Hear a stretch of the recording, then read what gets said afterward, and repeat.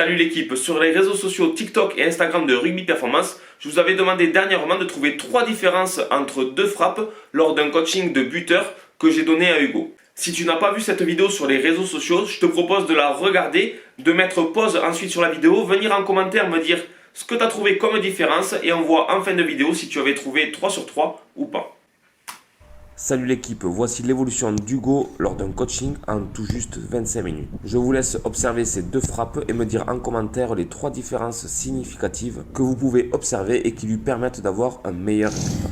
Et bien sûr, pense à t'abonner pour plus d'analyses, conseils et astuces. Bien sûr, avant de commencer l'analyse, et si ce n'est pas déjà fait, pense à t'abonner à la chaîne Rugby Performance et à activer la petite cloche. Ça te permettra à toi de ne pas louper les prochaines vidéos et moi ça me permettra de développer encore un petit peu plus la chaîne.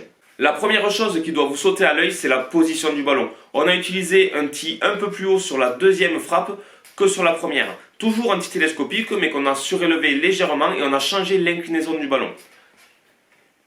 À la base, son inclinaison du ballon était toute droite, comme ça.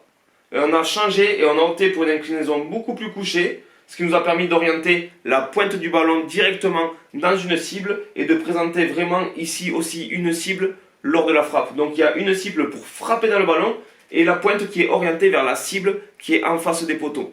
Et ensuite, la position du ballon permet de taper vraiment avec le coup de pied et moins avec l'intérieur du pied. La deuxième différence, c'est vraiment au niveau du regard lors de sa course d'élan. Vous pouvez observer sur la première frappe qu'il a son regard, une fois que sa course d'élan a commencé, qui remonte en direction des poteaux avant de revenir sur le ballon.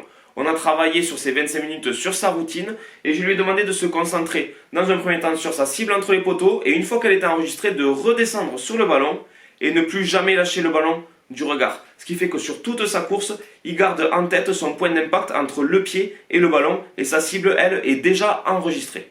La raison, c'est que c'est très difficile d'arriver à se concentrer sur plusieurs choses en même temps lors de sa course d'élan.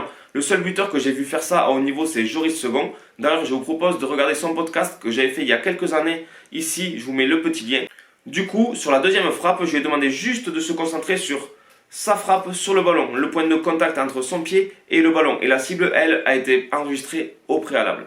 Et enfin, la troisième différence se situe à la fin de la frappe. Une fois que sa frappe est terminée, son regard reste beaucoup plus longtemps sur le ballon. Ce qui fait que ses épaules restent beaucoup plus orientées vers le tee et donc verrouille son bassin. Ce qui fait que même en envoyant sa jambe à fond, sa jambe est obligée de finir en direction des perches. J'espère que cette vidéo et cette analyse t'a plu. Si c'est le cas d'ailleurs, n'hésite pas à lâcher un petit pouce bleu, ça fait toujours plaisir. Et j'espère surtout que cette vidéo elle va te permettre toi de progresser aussi dans ton jeu au pied. D'ailleurs, si tu as des questions, n'hésite pas à venir en commentaire ou si tu aimerais que j'aborde d'autres sujets, viens me le dire aussi en commentaire.